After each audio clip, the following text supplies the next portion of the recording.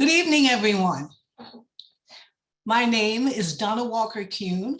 My pronouns are she, her, and I'm Senior Advisor of Diversity, Equity, and Inclusion here at New Jersey Performing Arts Center.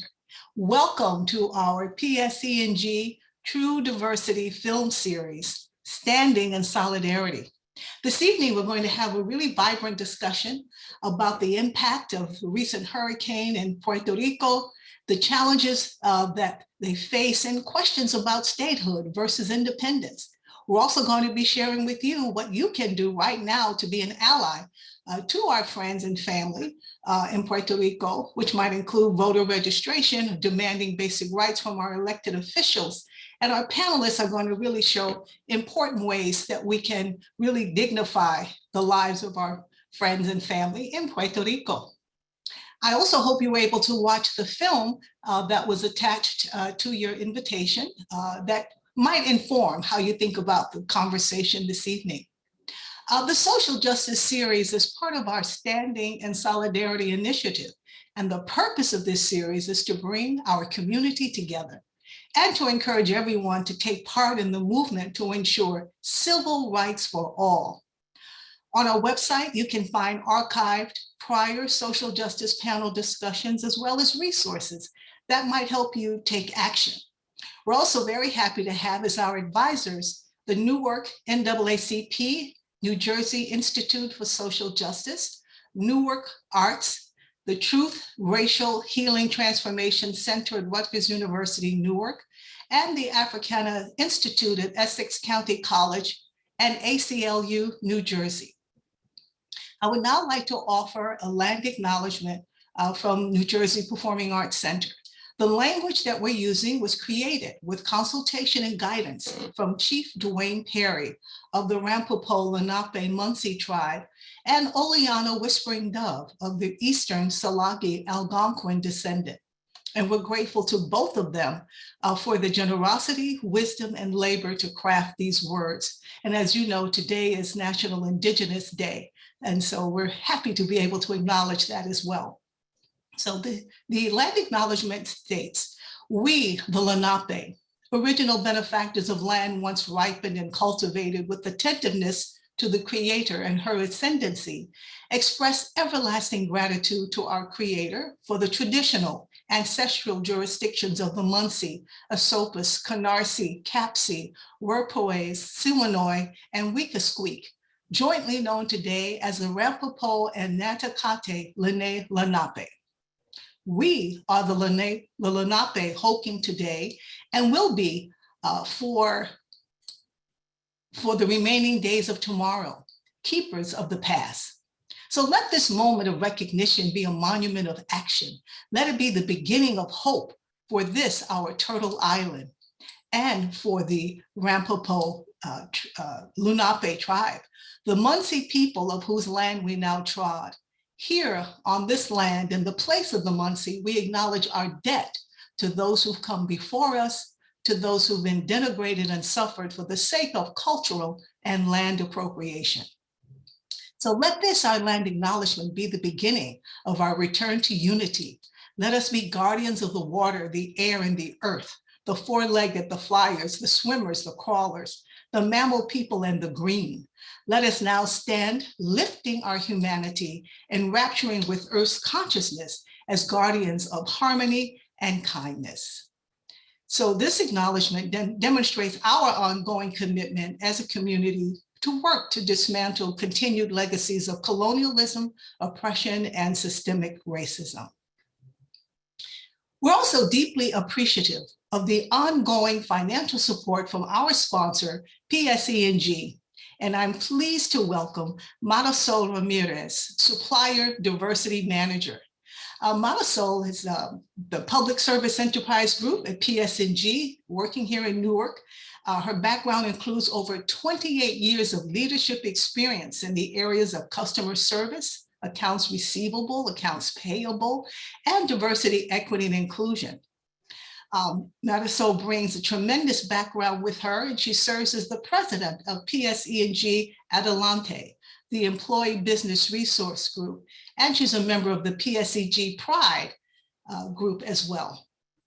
She's a member of St. Michael's Hospital and serves as secretary of the New Jersey BPU Supplier Diversity Development Council. Marisol, we are delighted that you could join us this evening. Welcome. Welcome, everyone, to tonight's event. I'm Marisol Ramirez, Supplier Diversity Manager and President of Adelante Employee Business Resource Group at PSEG. We are the very proud sponsors of the PSEG True Diversity Film Series. PSEG, which has been headquartered in Newark for more than a century, is thrilled to be a longtime supporter of NJPAC. We've been a part of the community that has backed this anchor cultural institution ever since it first opened almost 25 years ago. And the True Diversity Film Series represents the best of that relationship. Additionally, the PSEG Foundation has partnered with NJPAC and is a proud supporter of the Standing in Solidarity program, which includes the True Diversity Film Series. This film series is a reflection of PSEG's commitment to diversity, equity, and inclusion, especially here in Newark, where we are more than just another utility and more than just another company. While some of the issues discussed can be divisive politically, we are here to have an open dialogue. We proudly serve customers from all political affiliations, and we look forward to that dialogue tonight. We are proud of our commitment as citizens of Newark and as citizens of New Jersey. A tremendous part of that commitment is our support for organizations such as NJPAC and what that support means for diversity, for education, and for the arts. During this time of so many renewed conversations around race and justice, PSEG has committed millions of dollars and launched multiple initiatives aimed at ensuring that everyone, regardless of race, ethnicity, gender, or religion, is treated equally and equitably in our company, in our community, in our nation. In order to continue to emphasize the importance of providing support in such areas of critical community need, the PSEG Foundation has realigned its giving strategy under 3 new pillars: environmental sustainability, social justice, and equity and economic empowerment. When one of us is impacted in the community, we all feel the impact. That's why it's essential that we all join together to act and build a framework of equity, compassion, and respect throughout the many diverse communities we represent that will truly benefit us all. On behalf of PSEG, we believe that our longstanding support for diversity, education, and the arts help us contribute to that ideal as well. Now it is my honor to welcome all of you to this important and timely event on Puerto Rico, Hispanics, and Americanism as identity. Thank you for being here this evening, and please enjoy this discussion. I now turn it over to you, Donna. Thank you so much. Now, I'm delighted to welcome our moderator, Dr. Arturo Osorio. Dr. Osorio is an associate professor at Rutgers Business School. He conducts research on entrepreneurial actions and consequences in urban communities, socioeconomic development systems and processes, and food security. Dr. Osorio is a fellow at the Center for Urban Entrepreneurship and Economic Development, a senior fellow at the Joseph C. Cornwall Center for Metropolitan Studies, and a member of the Rutgers Business School Public-Private Community Partnership Program. He's an advisor to the Baltimore Means Business Recovery Initiative and several community development corporations and business organizations. He is also an author of several articles, edited books, book chapters, presentations, and reports on topics such as regional development, business resilience, urban retail, urban food security, and urban renewal through arts, culture, and creativity. Welcome, Dr. Osorio. Thank you so much for being with us this evening. Thank you, Donna. Thank you very much. And Marisol, thank you as well for the sponsorship to this event. It is my honor and my pleasure to introduce the different panel members that will enrich this conversation and bring the different points of view that they are required to better understand the subject. First, let me introduce you to Peggy Anastos. Peggy?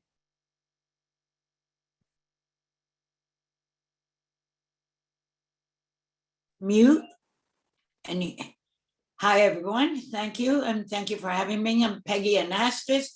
Came from Puerto Rico at 11 months to Patterson, New Jersey, but I'm very proud Puerto Rican. My heart still belongs to New Jersey and Puerto Rico. And I'm very happy to be here and to discuss this because in 2000, I marched at the United Nations where all the countries, including the United States, was supposed to not have any more colonial countries or be in charge or be colony. And I was marching, stop the colonialism of Puerto Rico, and we're still fighting the fight. So I will continue, leave it up to you again to introduce. Thank you. Now our next panelist, Joe Hernandez. Joe?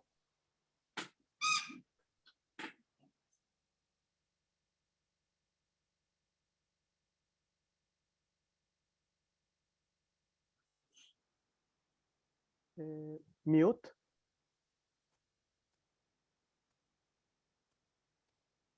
Good evening. You hear me? Yes, we can hear you loud and clear. Yes, my name is Joe Hernandez, and I'm originally from Puerto Rico. Came here to Newark when I was 5 years old. I've been living in Newark area for the past 65 years. I own my own business for the past 45 years. And by the way, I'm a fighter for equal rights and equal opportunities. When they were building the PSEG building back then, we demonstrated and fought to get opportunities to be a part of the construction going on. We finally broke through barriers. We got opportunities. I did some work there as a mechanical, as a plumbing contractor. And I'm still fighting the fight with all the big corporations because we need opportunities. And with Puerto Rico being an independent country, I'm against that. Thank you. Thank you, Joe. Cristina Ponsay Kraus. Cristina.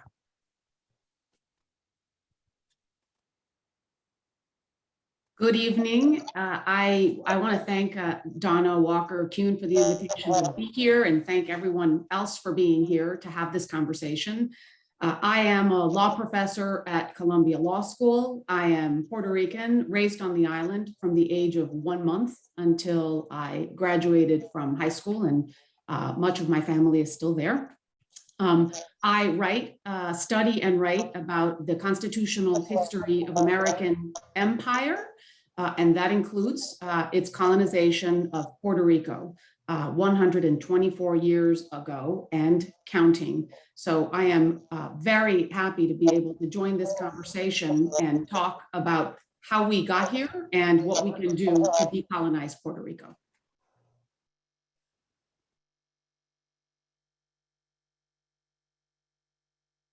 Finally, Jose Velasquez. Jose. Good evening. Happy Indigenous Day. Donna, thank you for bringing that up. Puerto Rican people, we are an indigenous people composed of Taino or Arawak, African, and various European strains. So this is our day also. I am an American historian, studied American history with great professors at Columbia University in New York City. Born in Puerto Rico, raised in Harlem, and then moved to Newark in 1979, where I've been in New Jersey now as an educator, curriculum writer, founder of the Thurgood Marshall Law Academy in Newark, and people associate me with the New Jersey Hispanic Research and Information Center at the Newark Public Library.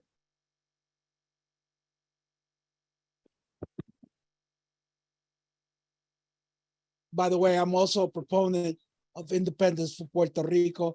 I've been so all my life. Thank you, Jose. Thank you, Jose. Thank you, Joe. Thank you, Cristina. Thank you, Peggy. And with this, we are going to have a very interesting conversation. We have multiple perspectives, as I mentioned before. And with this, I want to put a first question or first point to the conversation. And with this, I would love to hear, Christina, as a professor at the law school, what can you give us as a framework or to understanding what is the constitutional history of the US-Puerto Rico relationships? There's much to be said, but what is the legal framework? What is the point of entry? Absolutely. So let me start just by saying what Puerto Rico is right now, constitutionally speaking. Puerto Rico is what is known as a territory of the United States. That's a nice word for a colony.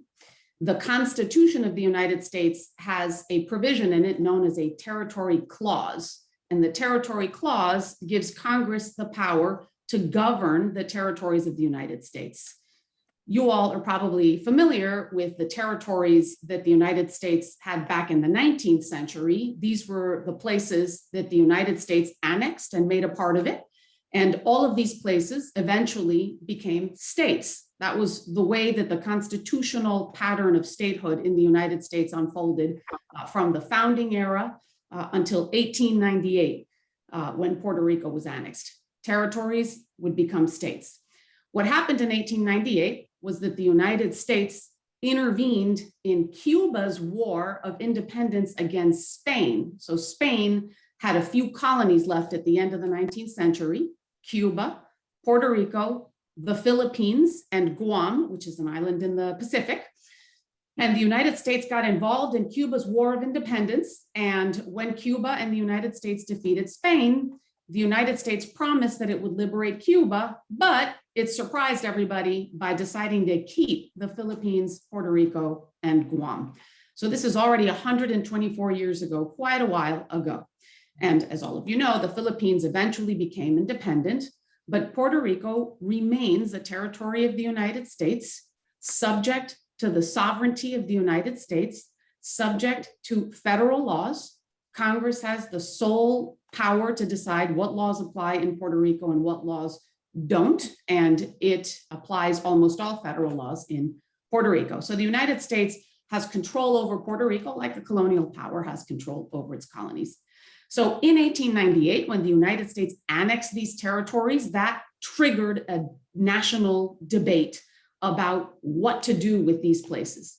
And the unfortunate reality is that the reason for the debate was basically racism. Americans saw these places as populated by non-white people, and they did not want to welcome these non-white people into the United States as equal states. So the debate was, what do we do? Can we, the United States, annex a place and just keep it as a colony? Does the Constitution allow that? And in a series of cases that were decided by the United States Supreme Court starting in 1901, so still quite a while ago, the Supreme Court said, yes, it is constitutional for the United States to take a territory and keep it as a colony without ever making it a state and without ever giving it independence. This was not something anybody had thought was possible before, but in these cases, known as the insular cases, that was what the Supreme Court decided.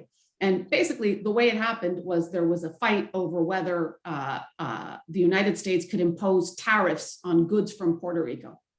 If Puerto Rico were part of the United States could impose tariffs on goods from Puerto Rico. Could not. And if Puerto Rico were still a foreign country, the United States could impose tariffs. And the Supreme Court basically split the baby. The Supreme Court said, well, Puerto Rico's not a foreign country, but it's also not part of the United States. It's something in between. And in a famous line in one of those cases, the Supreme Court said that Puerto Rico was foreign to the United States in a domestic sense. And if you think that that's nonsense, you are not alone. No one really understood what that meant. There were justices who dissented, and in their dissents, they said, we don't have any idea what that means. But the court came up with a label for these places that were sort of a part of the United States and sort of not. They called them unincorporated territories. Unincorporated meaning that these territories had not been incorporated into the United States. They belong to, but were not a part of the United States. That was how the court put it. Completely, explicitly colonial. So I know that my fellow panelists have some thoughts on this idea that Puerto Rico belongs to the United States, but is not a part of the United States. I do as well, but I would be happy to be interrupted by any panelist who wants to say something about that crazy status. Well, thank you. You have given us a very interesting position. And I just want to clarify for the people who just arriving, this has been what is the legal constitutional framework that basically says it is from here, but it's not from here. Exactly. And I guess I should add one more thing, which is I know my fellow panelists are going to talk about more recent developments, and then we'll get to the present at the end. But the point that I want to drive home is that these cases that say that Puerto Rico belongs to the United States, but is not a part of the United States, it's in limbo. These cases are still good law. The Supreme Court still has not overruled them. So that legal framework that's all about being ambiguous, but being subordinate, because no territory has representation in the federal government. Territories don't have senators, they don't have representatives, they can't participate in the presidential vote. They are not represented. This is the status that the territories are trapped in, the so-called unincorporated territories, and that is the law today. Love the way that you're taking it here, because now literally I wanted to go to you, Peggy, because this is speaking of what is the value of the territory, but there's also a consequence for the people who inhabit the territory. Peggy. Thank you. Let me see if I'm unmuted. Okay. For those that constantly are saying, but you're lucky because the United States helps you out. It wasn't all luck. Okay, Woodrow Wilson decided to, even during the war, first of all, it's 124 years of being a colony. Okay, that's first. Second, they didn't take Puerto Rico because, oh, we're going to be nice to Puerto Rico. It was strategically for military reasons why they took Puerto Rico. Especially, let's take Woodrow Wilson, who thought that the Germans were going to come through to the United States and bomb the US. So they used Puerto Rico. We've had military in Puerto Rico even until today. Buchanan is still open. Vieques have bombing and practicing done there. So it wasn't like when everybody say, oh, you should all be happy because we help you. We are American citizens without the full rights. For instance, we are still in Puerto Rico with problems about Maria, but yet Texas, and when the Maria went to Texas and to Florida, we're taken care of. All their problems are up, everything, but Puerto Rico is still, now they have Fiona, and they still haven't finished being taken care of with Maria. So we are not treated the same way as another state, and we're disrespected. And you're right, Christina, it's a racist thing. It's a racist thing, and we have been there, and people say, oh, but we do this for you. Yes, well, you do X amount, but we had 61,000 people in the World War II, 48,000 in World War I, and this is from a small island, okay? 10,000 in the Vietnam War, more than 25,000 of our people are in the service, and on and on and on, all right? But we're there. We're proud to be Americans. And I know my friend here is an independent, but I said, I don't like to be a colony. I don't want to be the mistress of the United States. I want them to marry me or divorce me as an independent. Unfortunately, now independence is bad because they made us so dependent and not respecting us. For instance, with everybody's talking about the money, the Promesa Act, where we were in debt. Do you know that that was the biggest Ponzi scandal in America, but it was in Puerto Rico. Everybody else got bailed out, or the other states, but Puerto Rico could not deal with it, could not control their own financial. And we had to pay. You know who paid? The students at university. Money was taken out for to pay off the debt. Everybody. We are treated terribly in a sense. And that is, Jose, I would be marching with you if there was a way to do it, because it is terrible the way after we went to war, we are the first ones that they put out there. Go ahead, Puerto Ricans, you go first. You're in Vietnam, they were the first ones, and we had more in Korean War that got the Purple Heart because many of our people died. When I did my ancestry, half of my relatives died during the war. So the way that people treat us and the lack of respect, even in these times. The Jones Act. Do you know what the Jones Act was? A Marine, and again, it all came from Woodrow Wilson and the ships. But that was almost 100 years ago. Enough is enough. And people, if we had that money, which is about, was it 75 million or billions? Anybody know, Christine? That they get. So what that means is every time you get a pair of jeans and it costs you 30, it costs the people of Puerto Rico $45, because everything the Merchant Marine says, and that act of 1920 said that anything coming into the United States, because they were afraid that those ships would be full of bombs or something like that, that they have to be put into American ships before they go to Puerto Rico. But they can go to Florida and they could go to North Carolina and all that. But everything has to be, that's going to Puerto Rico has to go to Jacksonville, Florida, get put in another ship, and then Puerto Rico has to pay 30% everything. Is that unfair? Or is that being treated equally? No, it isn't. That is racism, and that is terrible. And that's why I'm a statehooder. So I believe we should be the 51st state. It's owed to us. They need to do the right thing by us.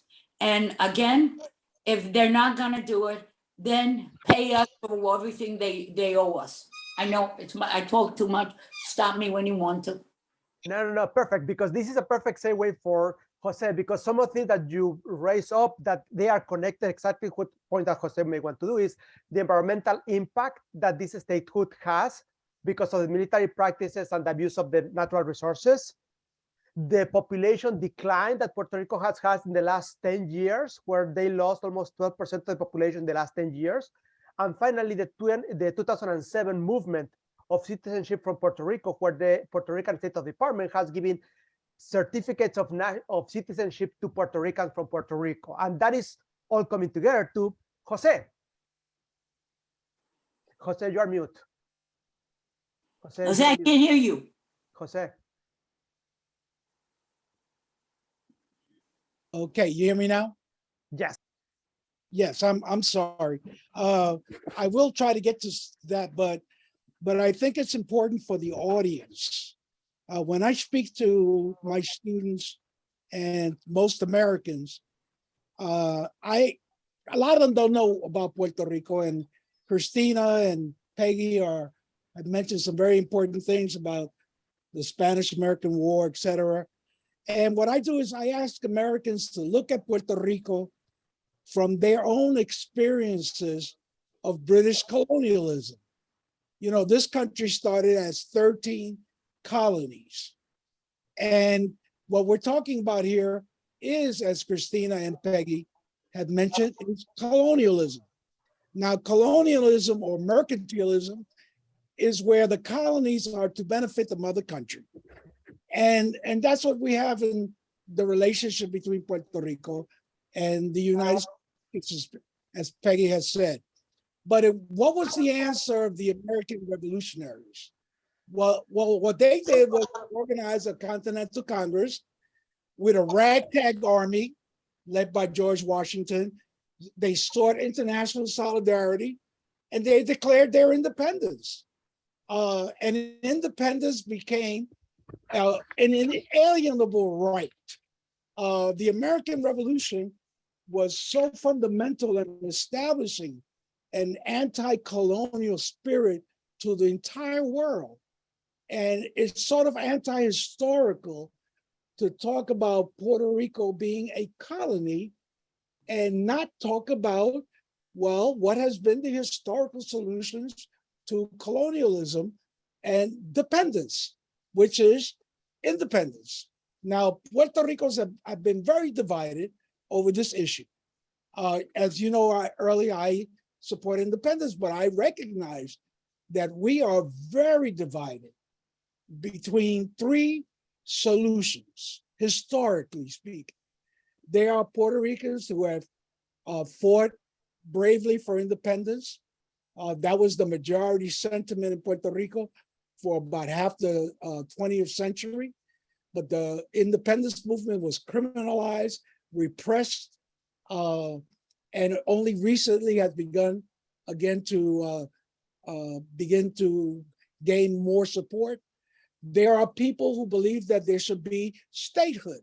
That's a more recent phenomena of the 70s, fueled by the dependence on federal funds by the United States.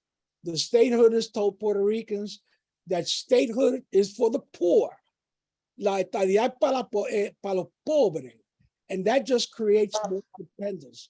And finally, there are people who believe that the United States and Puerto Rico need to have a relationship, dual citizenship, but it's based on sovereign, agreements, which is what the Estado Libre Asociado was supposed to be about.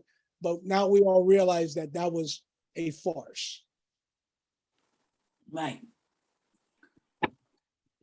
Yes, yes, Christina. So Christina and then Peggy. So I agree with so much of what's been said, but I do want to take a little bit of issue with some of the historical account. When Puerto Rico was first annexed by the United States, both of the leading political parties in Puerto Rico endorsed statehood. And they endorsed it because they thought that what was going to happen was that they would be a territory for a brief period of time, and then they would gain representation and equality, and they would have the autonomy that they had always wanted under Spain and never received. They thought they would now receive it under the United States. So what ended up happening was that the United States then treated Puerto Rico unequally, not only with the cases I described, the insular cases, but also Congress refused to give citizenship to Puerto Ricans for 20 years after annexation. And during that period of time, a lot of Puerto Ricans decided, you know what, we aren't ever going to get equality or autonomy or respect from the United States. And so they turned to other solutions. Some of them wanted some kind of autonomy of their own. Some of them wanted independence. But Puerto Ricans have always been divided among various options, and statehood has always been one of those options. After Puerto Ricans became citizens in 1917, Puerto Rico, the ties between Puerto Rico and the United States grew closer and closer and closer, and Puerto Ricans, many moved to the mainland and go back and forth. So Puerto Rico and the United States have really just been intertwined for a long time. And it's true that during that period of time, there was an independence movement, and that independence movement was for a time persecuted and repressed, and that absolutely lowered the support for it. But at the same time, Puerto Ricans benefited in certain ways from their relationship to the United States, and I wouldn't say only economic ones. There's been cultural back and forth. There's been a movement of people back and forth. Puerto Ricans are as American as anybody else, but they're also emphatically, truly, and always Puerto Rican. And what that has led to today is that Puerto Ricans really now for decades, while they are proud to be Puerto Rican and they want to protect their culture and their language, they want overwhelmingly to maintain some kind of association with the United States, and they want to protect their US citizenship. And really those are the reasons that support for independence in Puerto Rico is so low. It's very, very low. It's really been in the single digits for many, many decades, long after the movement stopped being persecuted. So I myself, I'm with Peggy. I think that independence would be a choice to be celebrated, But I favor statehood because in the end, Puerto Ricans want an association with the US and want US citizenship. And I don't think anybody should take that from them. And what they should have instead is the representation that they have deserved all along. Peggy, you have your hand. I have not ignored you. Go ahead. There's a bill right now that it's going to be statehood, independent, but Commonwealth is no longer. Congress is no longer going to do Commonwealth. What they're thinking about putting into the ballot is a free association, which is not very clear. Somebody compare it to the island of Papua, there in the Pacific, where there's no government. It's actually chiefs of each town, which makes no sense. But it's true. My heart and the heart of my family in the island will be that Puerto Rico will be on its own. And I mean, I've been fighting back and forth with a lot of people, and they said, oh, you know, if we are a state, we can go and be in Miss Universe and win for Puerto Rico. And my thing to them is, the Puerto Rican woman is not going to get ugly by being a state. We can be represent the U.S. and be Miss Universe. We're never going to stop eating our pasteles and our food. We're still going to be Puerto Rican and singing, and we do. What we do are going to get is respect, hopefully. And that's why, because at the point we are right now, they took out our tobacco. They took our sugar. They took our coffee. We have, what do we have? And you're right to the point that you said, Jose, we depended on them and they took it and they took advantage. After 124 years of being a colony, we are now in a bad situation. I wish if I had a magic wand, I would be independent and I would live in paradise. But now I have to be realistic and say, you owe us. And stop making it sound like you're doing us a favor. We've been there fighting. We've been there helping. We still got people there that protect you. Let me tell you, Venezuela and Cuba would be very happy if we were free. And Russia is there telling them, make sure the Puerto Ricans don't become American citizens. With that, go ahead. With this, sorry, well, Joe, you have like 1 minute and then we have to go to, sorry, Jose, you have like 1 minute and then we have to go to Joe because he's been very quiet and respectful. So, Joe, Jose. No, Jose, let's go to Joe. Go to Joe. Joe. Okay, Well, Joe. Again, like I said before, I don't see Puerto Rico as being independent because being an independent is like not having a job. If you don't have a job, you can't survive. And Puerto Rico don't have that kind of economics to survive. So by being a state, then you could deal more business-minded and open-minded because right now it isn't. That's my comment. So I prefer to be in the state because I'm a state person. Well, Jose? the reality is that right now, there are more Puerto Ricans outside of Puerto Rico than in the United States. And that is one of the contradictions, unintended consequences of citizenship in 1917 that was imposed, but it's now a reality. But the situation of Puerto Rico and the colonialism has not prospered. What it has is that its people have had to migrate. The local economy is destroyed because we eat what we don't produce. And it's difficult for Puerto Rican producers to compete against American monopolies. And so what colonialism does is create ever and ever more dependence. And on top of that, the history of the United States in Puerto Rico has been to assimilation. At one time, they tried to impose English as the language of the country. And Puerto Ricans have always resisted assimilation. And it's true what Christina said about the independence movement after the 70s. But if we see in the last election, 2 of the candidates for governorship of Puerto Rico were both pro-independence and received almost a third of the votes. So things are rapidly changing. And finally, the issue of statehood is not a Puerto Rican issue. It's an American issue. It's the American Congress that has to decide on statehood. No matter if Puerto Ricans want statehood, that's an American issue. And I don't see that in the future because the expansion of America is over, the anti-immigrant attitudes, etc. The statehood is not an option for Puerto Rico. And if it's not an option, people like Peggy will hopefully march with me and declare independence so we can promote and develop our people and our culture and our nation.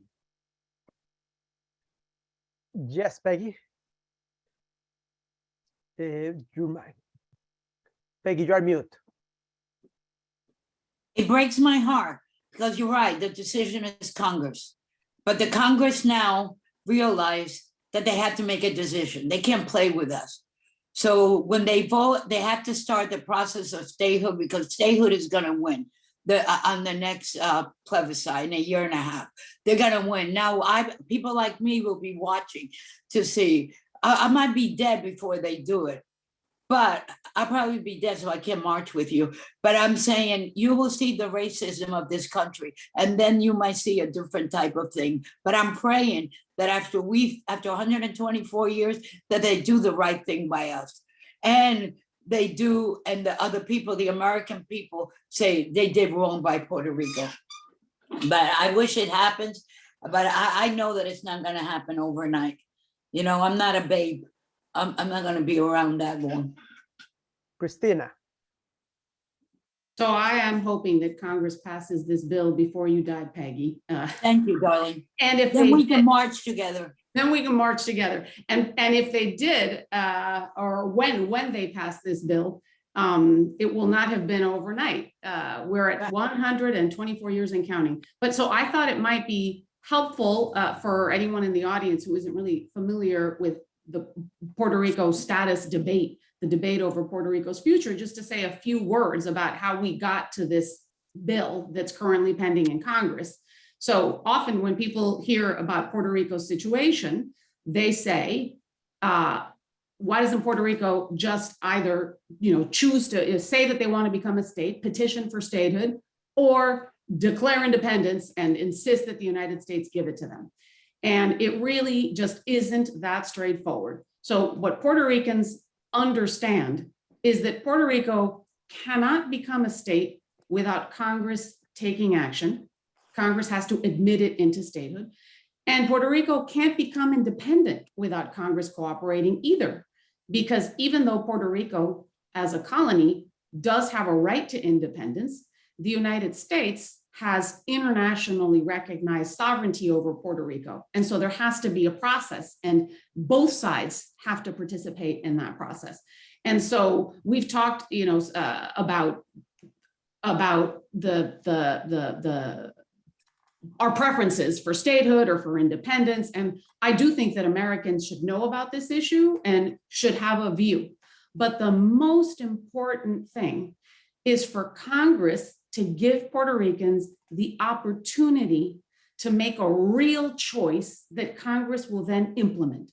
And so what's happened in Puerto Rico is that for the past 70 years, Puerto Ricans have debated these options. Should it be statehood? Should it be independence? Should it be that in-between option that Peggy alluded to, free association? What does that mean? How do we define it?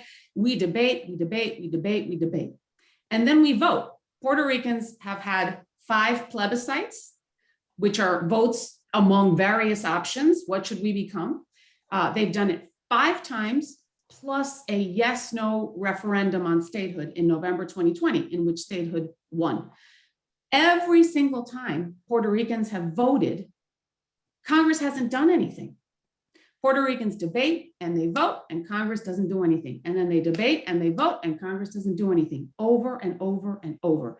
It happened in the 60s. It happened in the 90s several times. It happened in the 2000s several times. So what needs to happen now? And that's really the main message I want to communicate, okay? stateside, we can have our preferences. I think we should support statehood because we live stateside. So what we should want to give Puerto Ricans is what we have.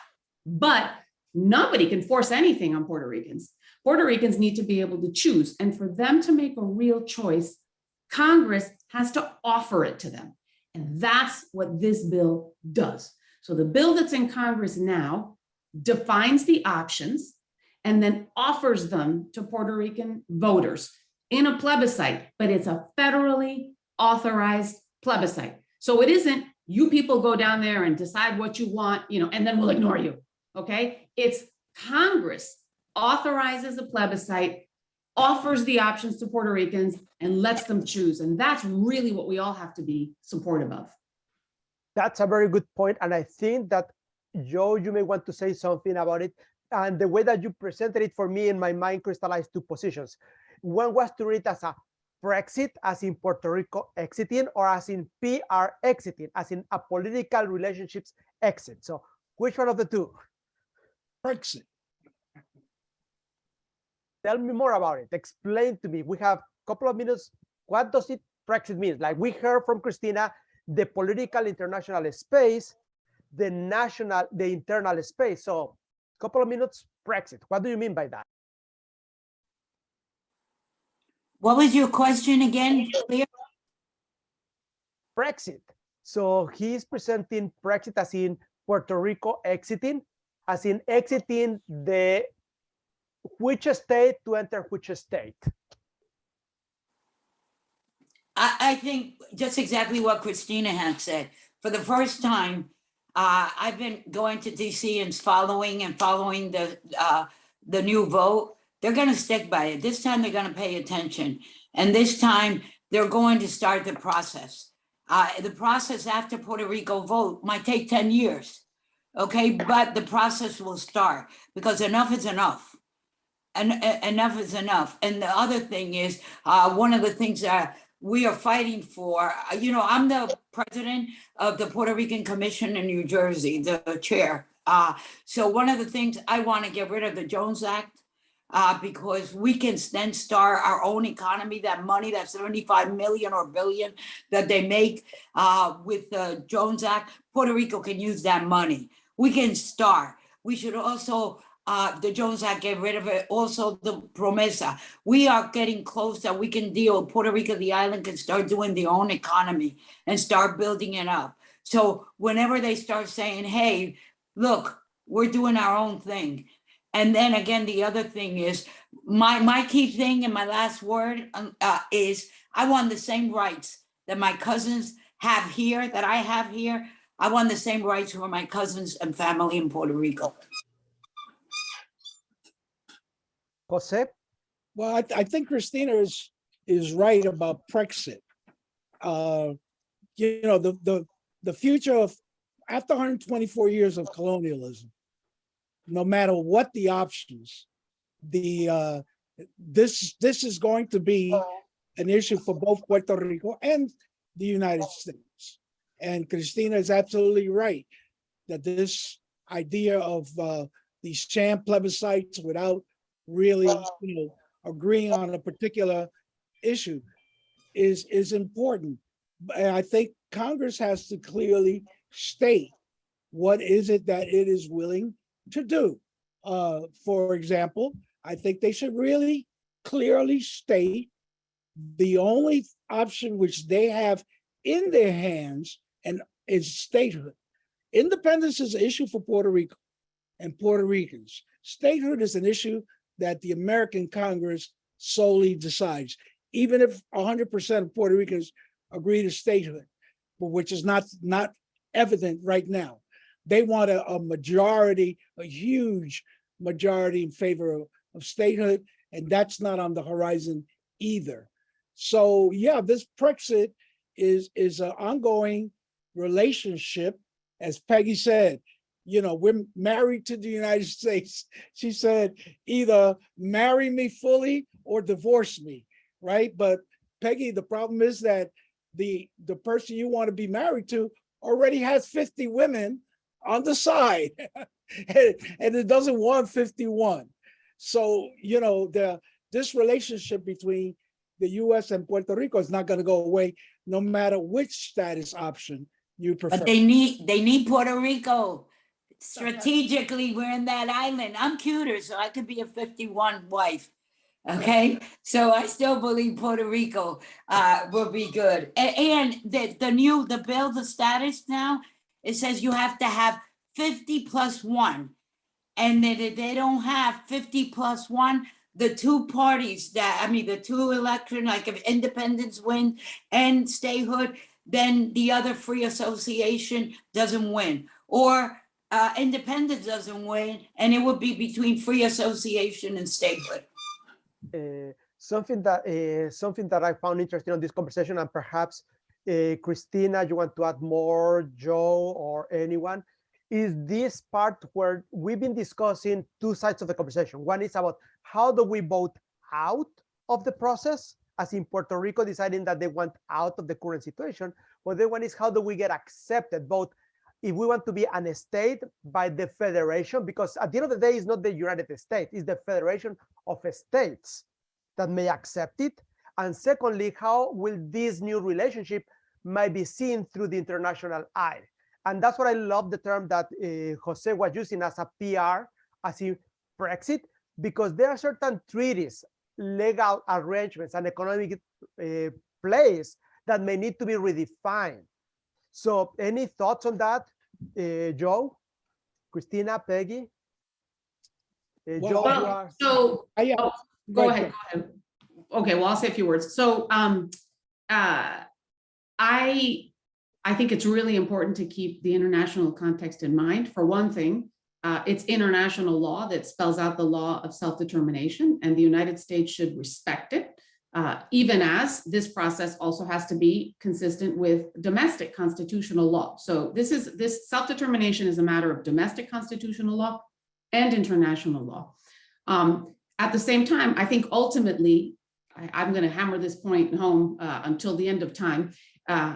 Really, the Puerto Rican people have to be given a choice. It's for them to choose which of these options is more appealing. But in terms of the international context, under international law, there are several legitimate self-determination options recognized under international law. One of them is integration into the imperial power on an equal basis. So in the United States, that's statehood, integration on an equal basis with other jurisdictions in the United States. The other one is separation and complete independence, which is one that's very well understood and recognized. And then there's this free association option. And since we've alluded to it a couple of times, I'll just say free association is it's a form of independence, but then Puerto Rico and the United States would enter into an arrangement in which Puerto Rico would give some powers to the United States. Like, for example, the United States would be in charge of defense, of monetary policy, whatever they negotiated. And so in that sense, it's something of an in-between option. Although even under free association, Puerto Rico would still be an independent country, recognized as an independent country, and it could leave this arrangement at any time. So those are the three options under international law that are recognized as legitimate, legally viable options. And this bill, the Puerto Rico Status Act that's currently in Congress, offers those three options. So the key is the bill should have all of the viable options, and this one does. It should define them clearly so the voters know what they're getting into. And then it should describe the transition to each option, and the bill does that as well. From the international perspective, you asked about that, Arturo. From the international perspective, this bill does exactly what international law requires and demands of the United States. The United States has the power and the responsibility to make self-determination a reality for Puerto Rico. That's what international law requires and demands of the United States. And by passing this bill, the United States would fulfill its power and its responsibility. Yeah, it's Bill 1522. I would ask the. Actually, it's a new number. It's the Puerto Rico Status Act. It's HR 8393. That's the new one. That's the new one. I would ask our audience to do a little research on the last annexation. Particularly, I'm talking about Hawaii to the United States. I recently did a video on the process that went on, which led to a resolution in Congress, 1996, apologizing for the annexation of Hawaii in 1949, in 1950. And how they actually, Hawaiian population was only 14% of the population by the time they had the plebiscite statehood, yes or no. The great majority of the Hawaiian people voted against it, but the others who were not Hawaiian, of course, voted for it. And then the Congress gets together and say, you know, that was actually not a real process of self-determination. But the Supreme Court said, yeah, but it's already done. It's too late to go back on this. And now they're trying to give special treatment to the Hawaiian minority, considering them like Native Americans, to give them special treatment for what was done to Hawaii. I think there are very important similarities to Puerto Rico. We see it happening, the displacement, the substitution of population, those are elements that you're starting to see in the Puerto Rican situation. Something that I wanted to mention here, there's a question as well on the chat asking about if there's any comments on how the Virgin Islands acquired its new state. I don't know if anybody wants to add to that.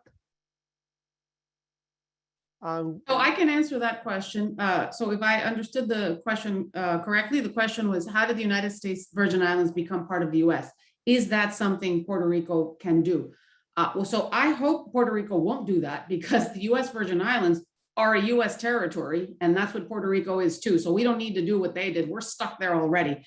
The short answer is that the United States bought the US Virgin Islands in 1917 and made them a US territory, and that's what they remain today. So they have the same constitutional status that Puerto Rico has, and just for purposes of people who aren't familiar, and for the person who asked that question, there are 5 territories that are in that status. There's Puerto Rico, US Virgin Islands, the Northern Marianas, which are out in the Pacific, Guam, which I mentioned before, also out in the Pacific, and American Samoa, also out in the Pacific. And the people of all of these territories, except American Samoa, are US citizens by birth under US law. US law provides them with citizenship by birth. And in American Samoa, they are US nationals, not citizens by birth. That's a curious little status that was actually invented when Puerto Rico was annexed. It's not quite citizenship, but it's also not a foreign status. So it's, it's all limbo, it's all ambiguity. But those are the 5 current territories of the US. That's right. Something that I wanted to bring to this conversation that we have not spoken about it, but it may have some consequences, is that Puerto Rico as an island was granted by Reagan the maritime area around them. So there's economic power to that, attached to that area. There's also right of passage.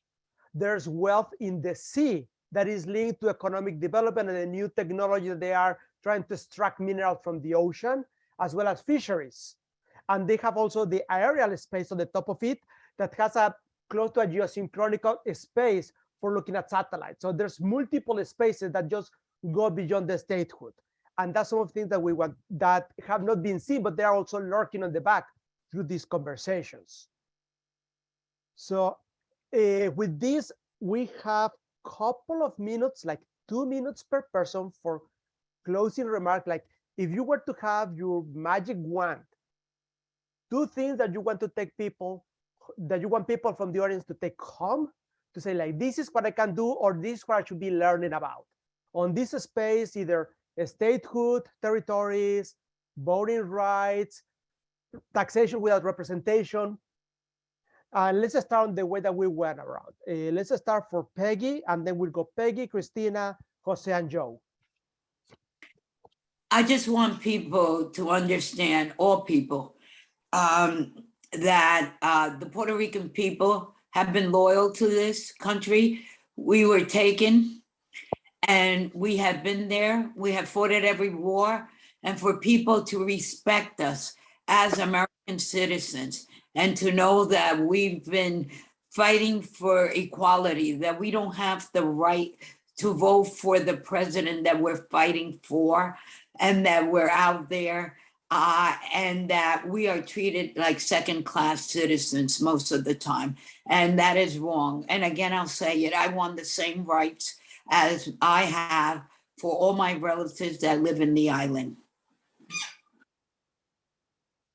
Christina, before we open to the audience for questions, any thoughts? Yes, I guess I would just like to have my concluding thought before we open it to questions to be never, ever, ever accept the idea that it's up to the Puerto Rican people to solve this problem, that we don't have to do anything until they decide. They absolutely have the right to choose their future, but it's the United States that must make it a reality. So that's the point I've been hammering home. And so when you hear anybody say, well, the people of Puerto Rico haven't made up their minds. Well, the people of Puerto Rico have to choose. Well, we have to let them make up their minds and then we'll do what they want. No, no, no, no, no. They've done that over and over and they've been ignored. right. So it's now time for the United States to give them, to offer them a choice and to make sure that the United States implements that choice when the people of Puerto Rico make it. So that's what I would encourage everyone to take away from this, is that it's not up to Puerto Rico to solve, because Puerto Rico needs Congress to do its part so that the problem is solved and Puerto Rico is decolonized. Joe, and then we close with Jose. Joe?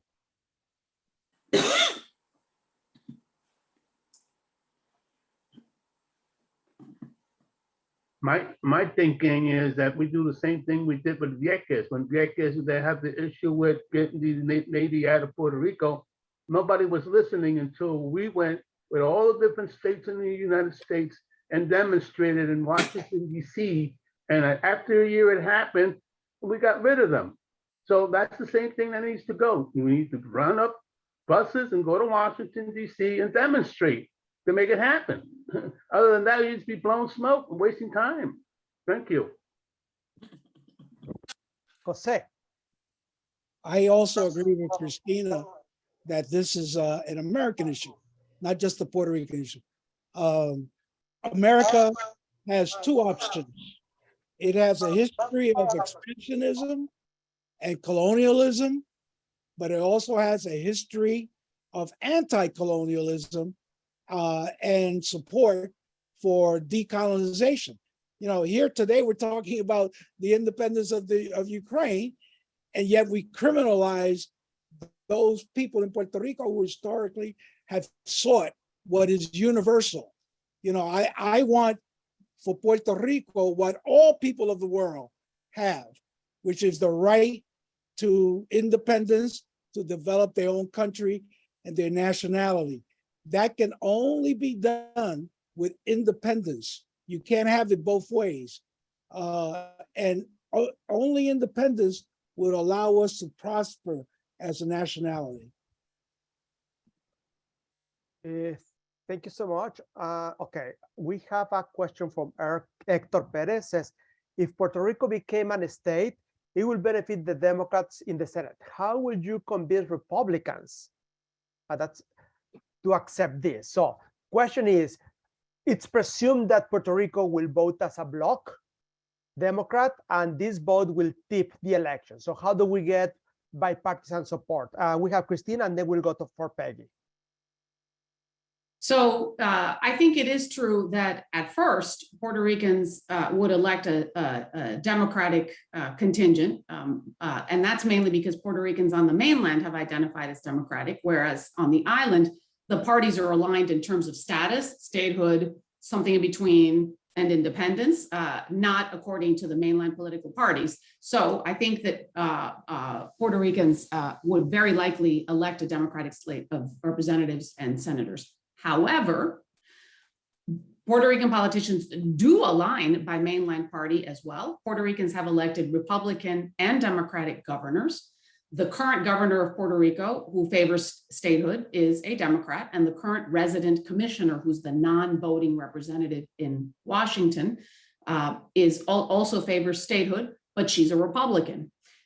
Puerto Ricans also poll relatively conservative on a range of social issues, even though they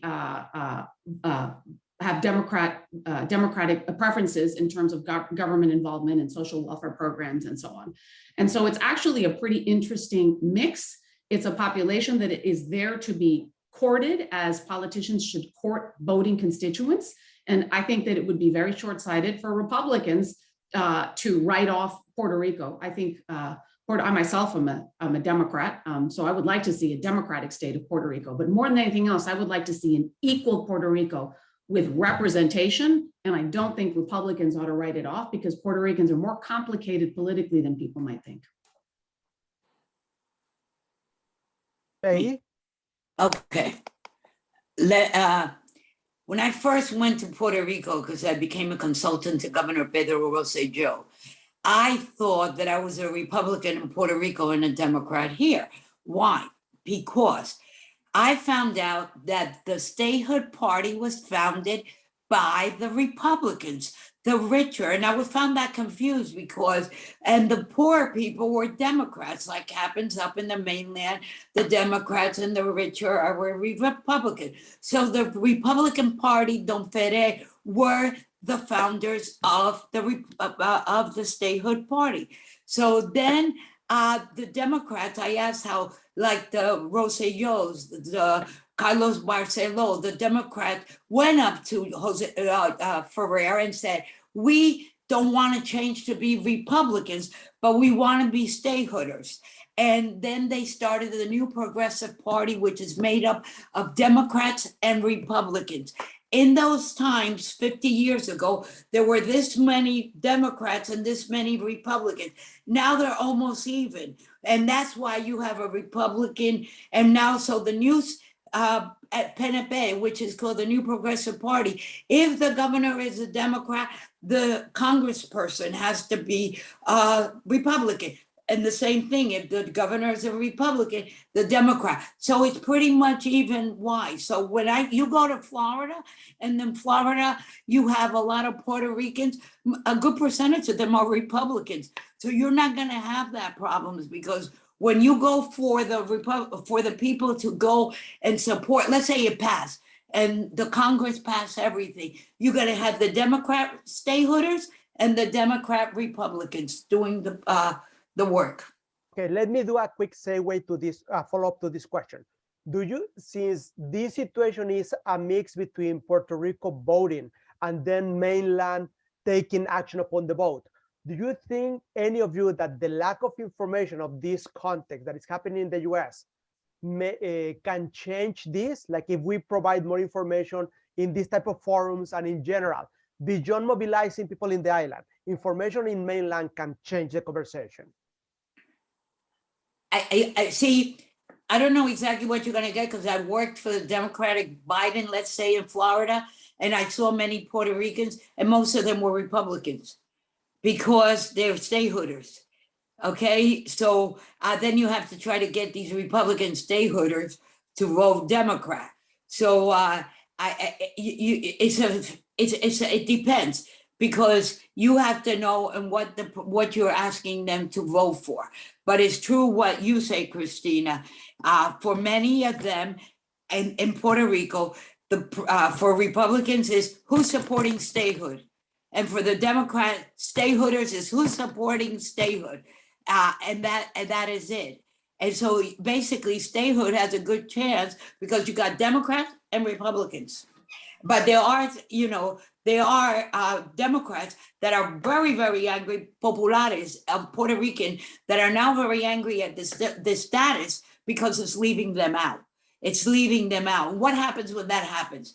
If Puerto Rico votes for this status, then the Democrats go to the Democratic Party, the Republicans go to the Republican Party, and there will be no new progressive party because everybody goes back to their party.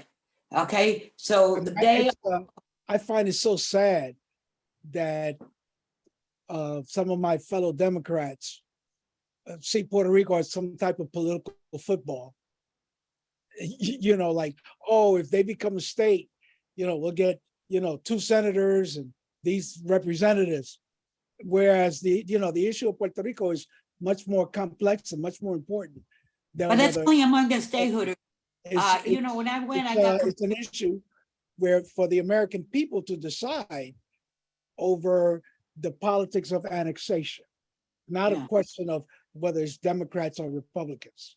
Well, it's just what they believe in. Many of them, they went over to Ferrer, the father of statehood, and they said, we believe in statehood. We believe it, but we don't want to change parties. We don't want to be called Republicans. And that's how it all started. I mean, on the mainland here. Oh, I don't know. People consider Puerto Rico some type of political, you know, football game. You know, I know about the realities of Puerto Rico, but here, your view on statehood independence or association should not be based on. I don't see that, Jose. Political advantage. We don't bring that here that much. I'm a Democrat, and that's it. And I'm a diehard Democrat here. Yeah. Okay, so let me reframe the question again. I will bringing it back to see if Joe or Christina wants to put something. So I'm hearing a conversation about how this is a political football, whether one party or the other Senate seats on the SAR. But regardless of that, public in general, the US population, will they support this transition, regardless of the 3 options that Christina mentioned? Will this transition find support within the continental US if this conversation were to be known public on a more detached way, in a more legal framework, more informational way where you have equal footing? Or another way to think about it, what if Puerto Rico was to move itself to be attached to the US so it stops being an island and it becomes a continental conversation rather than those others across the sea? So I think I understand what you're getting at. I mean, I think if I'm understanding correctly, you're asking, does it make a difference in this debate that Americans aren't paying attention? They don't know a lot about Puerto Rico. If you don't know, you're not going to care. And so, you know, I want to mention that after Hurricane Maria, maybe some of you saw, after Hurricane Maria devastated Puerto Rico, maybe some of you saw, it was reported on the news that polling at that time, just a few years ago, showed that only 40-something% of Americans know that Puerto Ricans are US citizens. Right. I mean, every time Puerto Rico has a crisis, it's, hey, by the way, like, we are part of you. You have responsibility for us because we have responsibility for each other as citizens. Not to say that we don't have responsibility for people in other countries too, but you owe a certain debt of care to people who are part of your community. And as Peggy has said repeatedly, and Americans, you know, mostly don't know, Puerto Ricans not only have been US citizens since 1917, but they fought in every US war since their annexation. They have contributed. And so Americans don't know that. I think that if more Americans knew that Puerto Ricans are US citizens, hopefully they would care. If you poll Americans about statehood, about 2/3 of them support statehood, but their position always is if they choose it, if they choose it, if they choose it. And there's nothing wrong with that view. If you really don't know the situation, well, okay, well, let them choose it. And if they choose it, I support it, which is why I've made it my mission at every opportunity to say, I get that, but actually you will have to offer it. You have to offer statehood, you have to offer independence, you have to offer the options, then Puerto Ricans will choose, because whenever we've chosen on our own, we've been ignored. So I do think that if more Americans knew about this situation, that would make a difference. It would move the needle somewhat. Would it make all the difference? Realistically speaking, I don't think so. And you know why? Because that's the colonial trap. It's not realistic to expect that to people stateside, Puerto Rico's status would be a priority for them. I wish it were. I agree with Jose that it is really frustrating to see Puerto Rico talked about as a political football. Well, is it going to gain Democratic votes or Republican votes? But at the same time, I get it. I mean, realistically speaking, Republicans in Congress want more Republicans and Democrats want more Democrats. And so when you ask them to take a position on Puerto Rican statehood, they're going to want to know about that. I wish that Congress members and the American public thought, you know what? If we have US citizens denied representation, that's a crisis. And I don't care whether they would vote Democrat or Republican. I want them to have equality. I want them to have dignity. I want them to have constitutional rights. I want them to have representation, or I want them to have sovereignty and independence and control over their own fate, one or the other. But realistically speaking, I think educating the American public would make a difference because that pressure would be a little more felt by their representatives. Those Americans who chose to speak up, communicate with their representatives, make Puerto Rico's case at any opportunity would make a difference. But in the end, efforts from Puerto Rico are really focused on Washington specifically, simply because realistically speaking, you got to get Congress to move and you can't wait for the American public to call for it. So it's Puerto Rico calling for it and trying to move a Congress in which they don't have representation to get it done. Joe, anything that you want to add to this before I move to the next question? Joe, you're mute. I'm saying I'm listening to Christina and I'm with her 100%. And like, it needs to be, Puerto Rico has to go out. The people here in the United States or whatever has to go and educate the entire island on what's going on, because like a lot of people don't know what's going on. That's my opinion. And if you educate them and let them know which way to go, they'll be more educated and they'll get off their playing dominoes and watching novelas all day and vote for the party that supports them. That's all I can say. So Okay. let me just throw in that the current bill, the Puerto Rico Status Act, provides federal funding for a voter education campaign. So if that act becomes law, not only does Congress offer the options, but then there's federal funding to educate the island. This is what Congress did. Here are your options. Here's how you're going to be able to choose among them. Here's what the transition would look like. So really, this bill does what has to be done. Perfect. So now I'm going to ask a question that is a direct segue to this one, and I think that might be the elephant in the room. Is Puerto Rico situation a tipping point in the national conversation with other places like the other 5 territories that we have in the US, or even going as far as Washington, who's looking for the statehood situation? Is Puerto Rico the test case for this new political wave of independent representation and identity?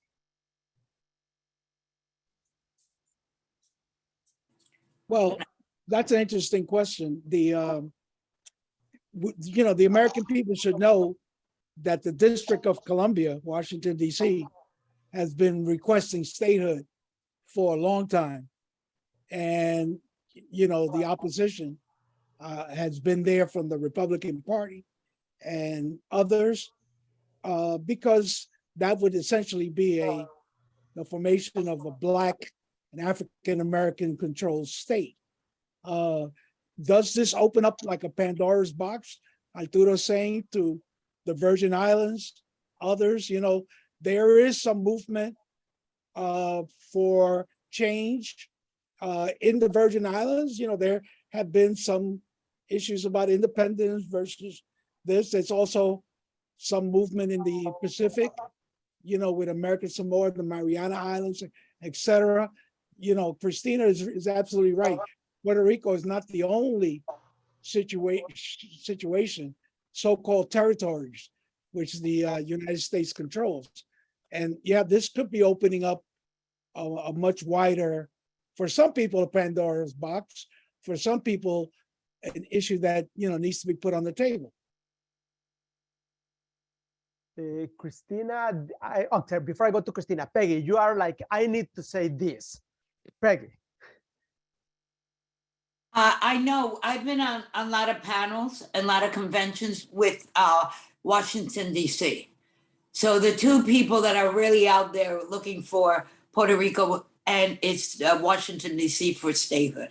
And we've been fighting, so we support. The only thing we haven't different, who's gonna be 51 and who's gonna be 52. Who's gonna be state 51 and 52. So Washington, DC is fighting and continue to fight, and we support them, the groups that are fighting for Puerto Rico statehood. So I think this is a great and important question. I emphatically support DC statehood as well. I don't know, I wouldn't describe either case as a test case, because it's really just, you know, the case is the case for equality and voting. I don't know that Puerto Rico would be a test case or DC would be a test case. I think both of them should be states, because I think US citizens under US law should have equality.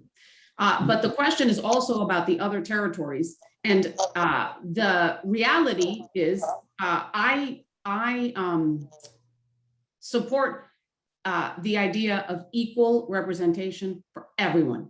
Realistically speaking, the other territories have such small populations that the political will for statehood is very, very difficult to imagine. And it isn't there either. I think they recognize it. And so there aren't statehood movements of any significance in the other territories, but there are movements for equal representation. There are various ways of achieving equality and representation.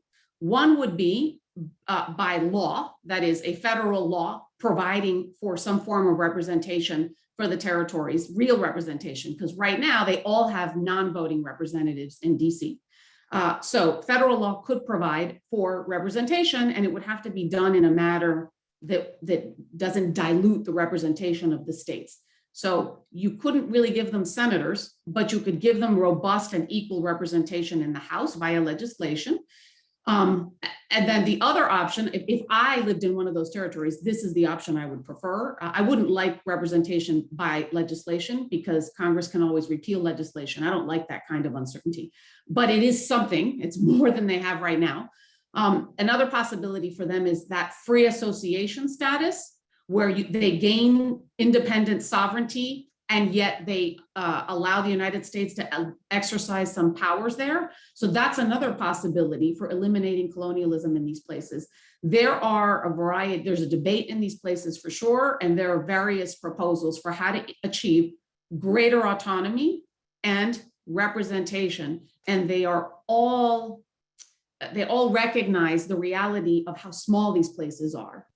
But just because they're small doesn't mean they need to remain colonies. And so the examples I've given are really the strongest proposals on the table for addressing the colonial status of the other territories.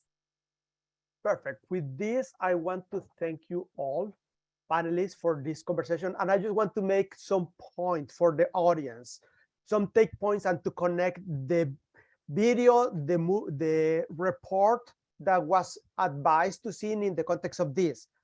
The current Puerto Rican situation has consequences that affect the everyday life of citizens in case of emergency and in case of sustainability and continuation of life as we know it. This situation also has consequences in other states, because the situation of Puerto Rico is not, in other places, because the situation of Puerto Rico is not one of a kind in the context of the US. And perhaps a better way to address the situation of Puerto Rico is not about the Puerto Ricans and the American citizens, but continental citizens and island citizens, because at the end of the day, there's one status that is citizenship. What is lacking is representation to that citizenship.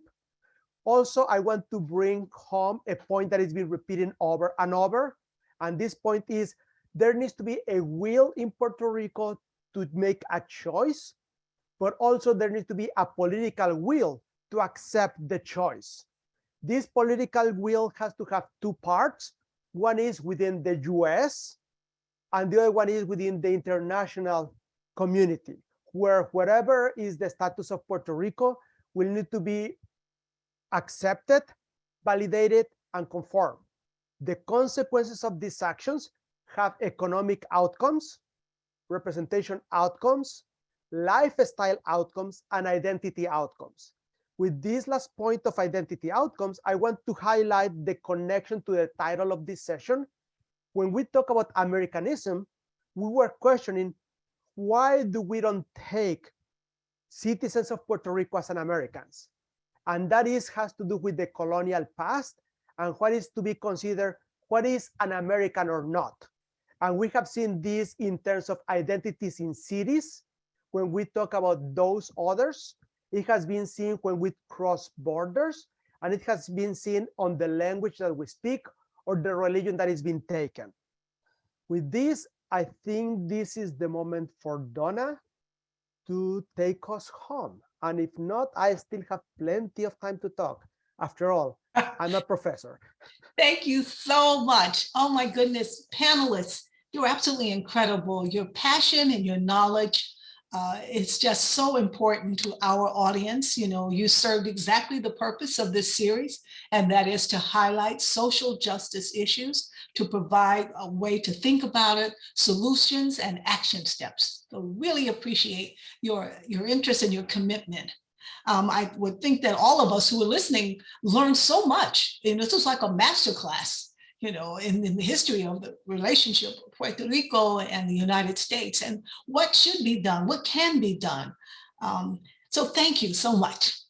And also thank you again, PSEG, for your tremendous support that enables us to have these important discussions. For the month of October, we're actually going to have 2 of our Standing in Solidarity Social Justice panel discussions, because these topics were just so important. We felt we had to address both of them. You know, we wanted to talk about this topic about Puerto Rico, but also we want to talk about voting. So on October 24th, please join us. We're going to have a panel featuring women of color who are fighting for voting rights and developing future leaders. This panel will be October 24th at 7 p.m. on Zoom. And the topics will include the importance of voting, understanding voting suppression, and voter intimidation. We want to examine why people don't vote as well. And so that's October 24th. November, we'll have another wonderful Standing in Solidarity. So every month, please join us as we continue to explore how we can transform our community. Thank you so much, panelists, and thank you, audience. Everyone have a wonderful evening. Thank you.